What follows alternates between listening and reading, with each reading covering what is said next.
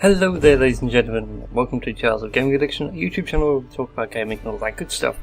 My name is Smitty, and today I wanted to bring forth a new video series, if you will, to the channel, all dealing with lore in the realm of esports. So things like League of Legends, Dota, HON, Counter-Strike, so on and so forth. And I only wanted to do this when League of Legends, recently re-released a bit of League of Legends lore and updated it, and it kind of caused a bit of a stir on the internet, namely because someone in the league's actually dead. Something we'll go to in a minute. If you know already, don't say it in the comments just yet. Say it at the end of the video. So let's get into this. The setting for this lore is going to be set in the harbour town of Bilgewater, also known as the Bilgewater Union. It's an island nation of the Blue Flame Islands, which sits in the southeastern coast of Valorant, and was officially founded about 150 years ago. And over the years it's become a vital stop for trade ships, and it's increased its wealth and influence for many years, and it even has an unofficial alliance with Noxus, as they hire their privateers and pirates out of Bilgewater for their naval fleets. And unsurprisingly, because the area is rather piratey and all that kind of stuff, its major export is rum, which is made by everybody. So there's a variety of rums for the alcoholic connoisseur. And as you approach Bilgewater, there are a few key features. One of them is a large white skull on the rock behind the city, sort of like the Rock of Gibraltar, but shaped like a skull, a la Peter Pan and Pirates Cove, but also the Butcher's Bridge, which spans both sides of Bilgewater and connects both sides of the city together. And it's in fact the site of the new Agram map for this massive lore update. So before we go any further, let's talk about the champions who represent Bilgewater on the Rift. Now, there are at present 7 champions who represent the Rift, who represent Bilgewater on the Rift. First up is, of course, their once and only king. If you can call it a king, he's more their captain, and that is Gangplank the Saltwater Scourge, and he has ruled it for many years underneath an iron fist, almost that of a pirate lord, really. Of course, straight behind him, obviously aiming to shoot him in the back and claim the bounty, is Misfortune the Bounty Hunter. Her one role in life is to kill Gangplank for killing her parents and leaving her alive to suffer when she was just a child. So it gives you an idea of how old Gangplank is, considering he's meant to be quite a young man when this all happened. So he's quite an old man now. I'm surprised he's gone on this long. And of course we've got 2 more famous champions of the Rift. We've got Twisted Fate and Graves, well, Malcolm Graves I should say, now his name's been revealed. Twisted Fate the Cardmaster is a con man who lives a little bit further away, lives down the Serpent River sort of area outside of Bilgewater, and Malcolm Graves is a con man from Bilgewater, and they've sort of teamed up as a pirate, as a thieving team, who then had a falling out, and Graves was left to rot in the jail cell, whilst Twisted Fate accepted having experiments done on him which granted him use of magic through his playing cards. And in the recent lore, they've now gotten back together and have become another dynamic duo, ready to swindle and steal from all who come across their path, or have a lot of gold coin in a warehouse and leave it unprotected. Other champions, of course, will include Fizz, the Tidal Trickster, who appeared in a bit of lore, which is known as Attack of the Sea, and Nautilus is also rumoured to be a resident, or used to be. Again, we'll go into his lore in a bit. And of course the latest addition to the league, Tam Kench, the River King, is meant to have come from the Bilgewater area. So now let's go into the history of Bilgewater and altogether. And it's had quite hit and miss history. One of the key, these are sort of, I suppose you could say they were events in the timeline. So one of the first events that came up was the fact they have attacked Bandle City over the past few years, and Bandle City is home to the Yordles, and the event that kicked it all off, which is why it's noted, was the fact that bunch of Bilgewater pirates attacked merchant ships of Bandle City that were heading over to Demacia, and were even carrying their commissions from Poppy to sort of tie their deals together. And this even caused Bandle City to request help from all the other city-states and try and get reparations back, to which Bilgewater's replies pretty much goes the lines of, "If you little yodel, we have no control over our pirates, and the case has never been brought up again." So there's still a little bit of unease between pirates and yodels, let alone pirates and ninjas. Another key event, which happens every year in Bilgewater, it's like an annual thing for them, and it's the main reason why this all has gotten a bit complicated and heated. It's called the Grog Grog Slog, and it's pretty much who can make the most toxic grog imaginable. And there are always two winners. One is called the Scab and one is called the Glug. The Scab is the person who has made the most corrosive and deadly glog, and the Glug is someone who can drink the most of it before medical attention. Now, Gangplank has won the title for 15 years, and he got it ever since he joined his father on their family flagship, the Deadpool. Most recently, after 6 hours of grueling finals, Gangplank and Miss Fortune ended with Miss Fortune winning the Scab title after her grog caused the destruction of the computer mug, the table, and the floor, whereas Gangplank's recipe only just stopped short of eating through the floor. And it was a bit of a shame, really, for Gangplank. He lost his 15-year title to an upstart sea wench. Now, the next major event is called Attack of the Sea, and this is where Fizz comes into the lore of Bilgewater, and after wandering the oceans for many years, he comes to Bilgewater, and his mischief kind of gets people riled up, and they actually want to kill him. After all, he's a fish, why not? You could fry him, eat him, put him into batter, fry him up, a little bit of chips. Wonderful.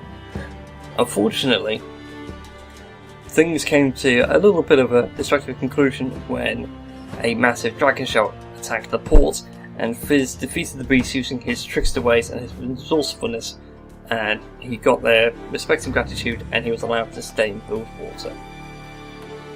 The third event on the list is called the Titan of the Depths, and this is where Nautilus's lore of being an explorer who was left out at sea to die with this sort of black ooze from the mist seeping into his dive suit, supposedly killing him. And as he came back up, his crewmates got scared and literally just dropped their anchor on him, and they supposedly killed him. He didn't actually die in that event, obviously. He walked across the ocean floor and just resurfaced at Bilgewater, and he's really just out for revenge. He vows to search for the men who had condemned him to die in the sea depths and punish them for the time and life he lost. Which is a real harsh when you think about it. I mean, you just condemned a man to die by dropping an anchor on him, and now it's his weapon. And he throws it around quite liberally, especially if you've seen him on the Rift. And now the next major event to come up is known as the Harrowing. And the Harrowing is an actual event in League of Legends. It's where you get all the Halloween stuff come through, so all the Shadow Isles champions get their weekend of fun and play.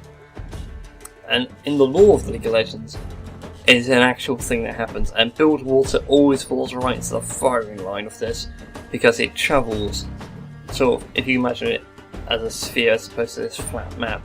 The Harrowing goes from the Shadow Isles northwest and comes across to the southeast, and it hits Bilgewater pretty hard and all those beautiful islands. And it's had 12 hits over the years. If we add up all the years, somehow it comes across at 208. Yet Bilgewater's been around for 150 years, which is why I think there's a bit of discrepancy in sourcing out in the lore. But all the noted events have involved major key players in the lore. The first one that's noted is called the Battle of Knife Strait, and it's where an armada led by Miss Fortune and Gangplank, in a little bit of an uneasy truce, meets it head on, and the fleet is scattered. And this kind of sets the tone for how bad the Harrowing gets. It just keeps on taking everything and leaves no survivors. year after year after year, until eventually we get to the 6th event where Hecarim actually marshals a host and lays Grey Harbour to absolute waste, and nobody's even been in Grey Harbour since then. And then 2 more after that, Mordekaiser then leads another harrowing and slaughters everyone at what's known as the Battle of Port Morn. And allegedly in the lore it's an absolute massacre, and Mordekaiser has left every slain soldier there, and spectres now haunt its eerie empty streets. And since then the harrowing's been getting a little more bold. It's even started to attack Ionian fleets, and Ionia is a nation further north. And then we come across the most recent lore, and this is the bit where things got heated, and it's called the Death of Gangplank. And it's been an event that's been running for the past few weeks at the time of recording.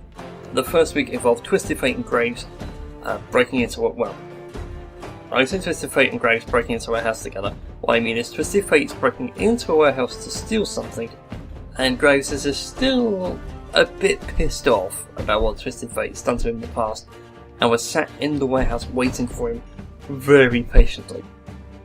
And they have this huge fight. It sparks off to the point that Gangplank's army is actually caught in their crossfire, and you have this huge 3-way fight. You've got Twisted Fate fighting Graves, both of them trying to stay alive, versus Gangplank's gang, if you will, trying to kill them for breaking into their boss's warehouse. And it all comes to a head when they finally get up onto the Butcher's Bridge. But sadly, as they try and dive off to make it out their way, they end up being hauled up onto Gangplank's flagship, the Deadpool, where they meet the captain of Bilgewater, and he sentences them to death with a little bit of a crowd. And he has them chained to an old cannon, and he pushes the cannon over the side. And in all the kerfuffle, Twisted Fate actually manages to get away, but feels very, very sorry because he liked Graves. Graves is his friend, and he didn't mean to leave Graves for dead. It was Graves' stubbornness that got him captured, in their sort of friendship onto the rocky shores it has. And when, in all the commotion of saving Graves, we actually find out that Misfortune has set everything up. You know, she tipped off Graves that Twisted Fate was going to rob a place. She informed Twisted Fate that she was going to rob this place with this very valuable dagger, and I'll pay you a ridiculous amount of gold coin. And with both of them dead, the only loose end left is the captain of Bilgewater, Gangplank, and Misfortune launches an all-out assault onto his ship, blowing it out of the water. So as far as we know, the Deadpool is gone, along with its captain. Which, this is where the lore comes in, because Gangplank is now dead, and Gangplank's been in the league for years. So, his Spectre skin is now canon, but what about the actual... has he actually gone down with his ship? But this has now given rise to Captain Fortune's time in Bilgewater.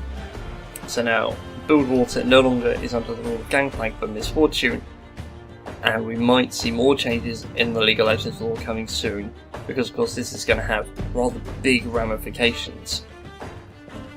Because Misfortune in the story appears to be becoming more corrupt by power, as her first order to her first mate is to get her Gangplank's body today and the heads of his lieutenants yesterday, sort of vibe.